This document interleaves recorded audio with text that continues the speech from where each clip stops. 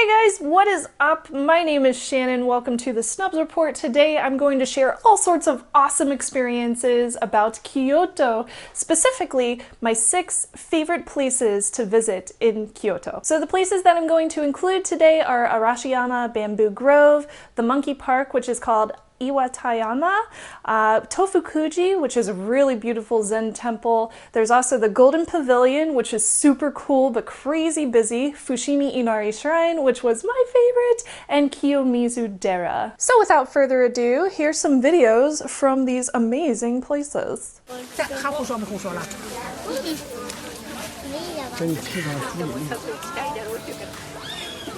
There's so much bamboo! So this first one is called Arashiyama Bamboo Grove because, surprise, or no surprise, it is full of bamboo. And it's free to get in. It's open 24 hours, so you can go there pretty much anytime that you want, as far as I could tell. There were tons and tons of tourists when I went in May, however you might have a better time if you go in the early morning or in the late evening. My favorite part about it was just looking straight up. It was absolutely beautiful seeing the bamboo sway in the wind, and the sound of the bamboo whenever it swayed in that wind was very calming.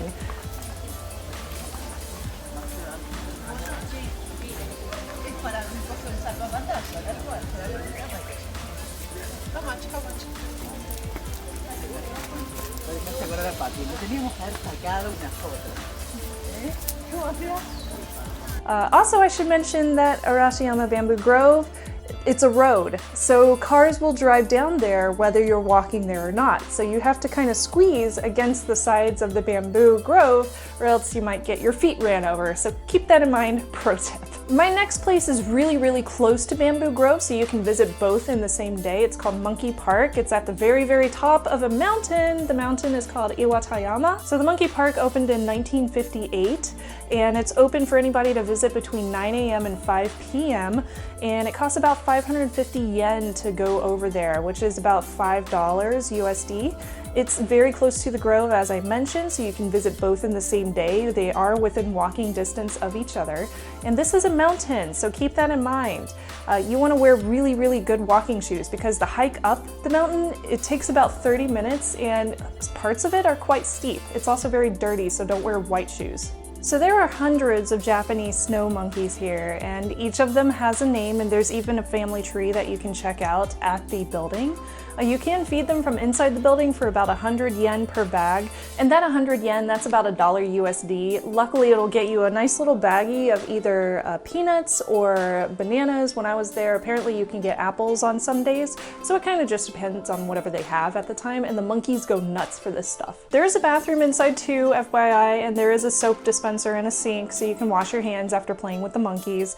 And there are some gorgeous views of Kyoto if you walk outside of the building. You can just look around and spend a lot of time just taking photos there. It's a great selfie place. I would suggest spending a few hours there at the Monkey Park because there's a few times during the day that the staffers will come out with these giant buckets of peanuts and they will toss them out to all the monkeys, and the monkeys go nuts, and they play music, and the music is the most amazing thing ever.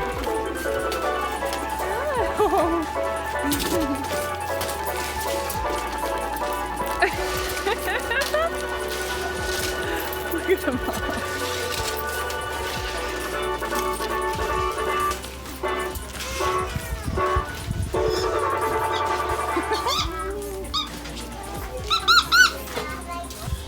And we found monkeys! You guys, I found the baby monkey. Look at the baby. Look at the baby. Also, you might get lucky and see baby monkeys, which are the cutest things ever, and you might experience a monkey fight. The monkey fights are totally worth it.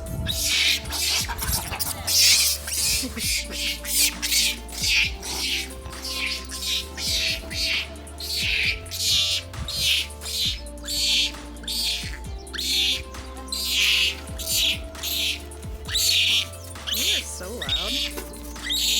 You're so dramatic. Drama.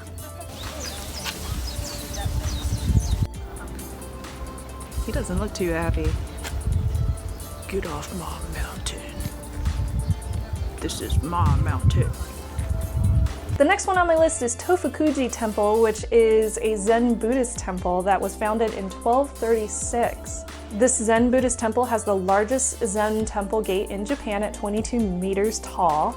My favorite part is about $4 to get in, or USD, 400 yen, and that is the Zen Gardens. There's a building that's surrounded by 4 different gardens, and it is so peaceful to just sit there and enjoy it. It really is just a great place to sit down and take a breather after visiting a couple of temples in the day, and it is on the opposite side of town from Iwatayama and the Arashiyama Bamboo Grove, so you'll probably have to do this one on a different day. Number 4 is the Golden Pavilion. This is called Kinkakuji. It's a Zen Buddhist temple as well, and it's also a World Heritage Site. This one dates back to 1397. The current building dates back to about 1955 because, you know, fires happen, and there's gold leaf on the top few stories of this place, not the bottom one, but the top few. It's actually very, very beautiful to see in the sunlight. The golden gilding was added back in the 1980s, and it actually houses relics of Buddha, which is kind of cool. Again, it costs 400 USD to get in. It's a short taxi ride from Arashiyama if you want to do those both in the same day. I visited the same day as my Arashiyama trip, and it was actually really, really great, so I loved being able to visit there. It was insanely busy. It was very overcrowded. There were tons of people trying to take selfies in front of the Golden Pavilion, but it's worth it to get a few pictures out of it and just to see it in your own eyes because it's a beautiful building. Number 5 was my personal favorite, Fushimi Inari Taisha.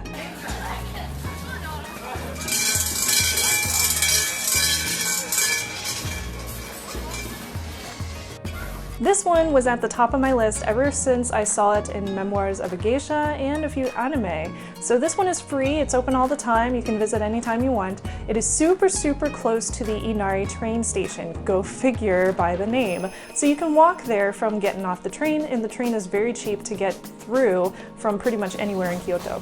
It's really easy to get to once you get off the Inari train. You basically just follow the crowds. If you want to walk around the whole thing, I would say get there really early in the morning and plan to be there for like 4 or 5 hours so you can see it all. There's 4 kilometers of pathway that go up the mountain. Some of them are pretty steep, some parts are made out of stairs and steps, so it takes a long time to get up. The shrine is huge. It takes up a whole mountain, and it has thousands and thousands of torii gates that you can walk under. We made it all the way to the top. Wow. So an interesting little fact about this place, Inari is the god of rice. And the temple is seen as being very good for business. So a lot of Japanese companies will donate a torii gate to the shrine, and they cost literally thousands of dollars to buy one. This temple was founded in the year 711 or 711. Yeah, long time ago. You can see it, as I mentioned, in Memoirs of a Geisha and also an anime called Inari Konkon. The fox, called a kitsune, is the messenger of the Inari gods. So if you see a fox or a kitsune with a key in its mouth, that generally means that it's a key to the rice granary, which makes sense since this was the god of rice.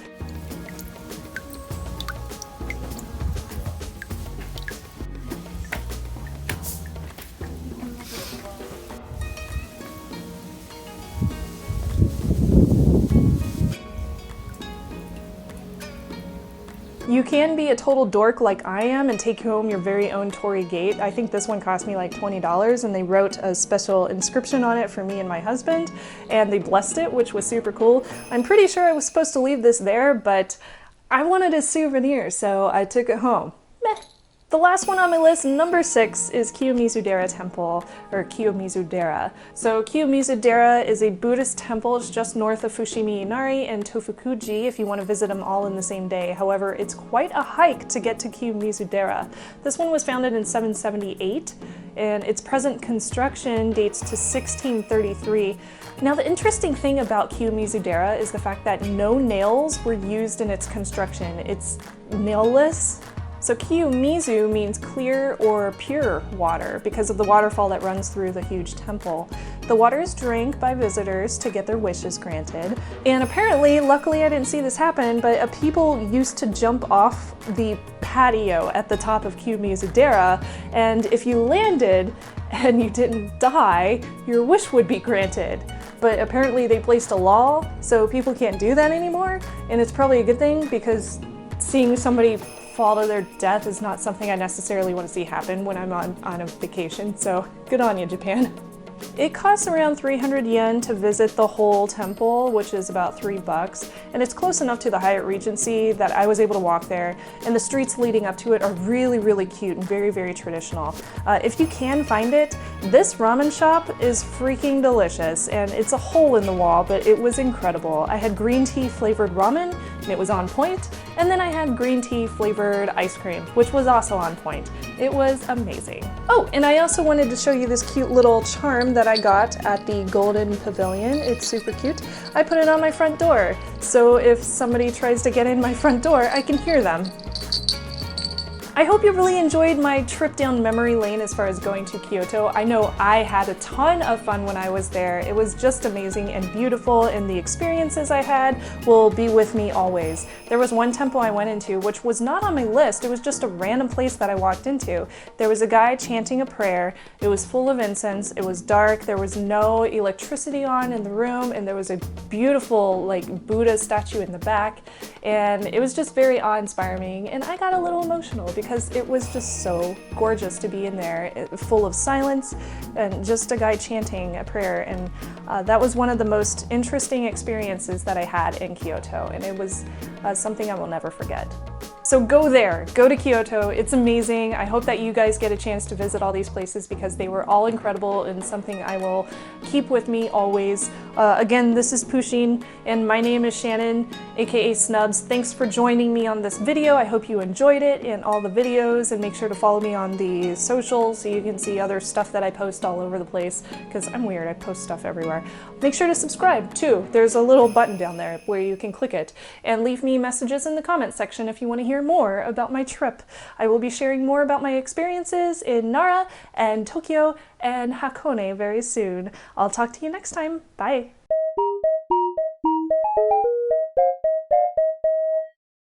Pushing. Meow.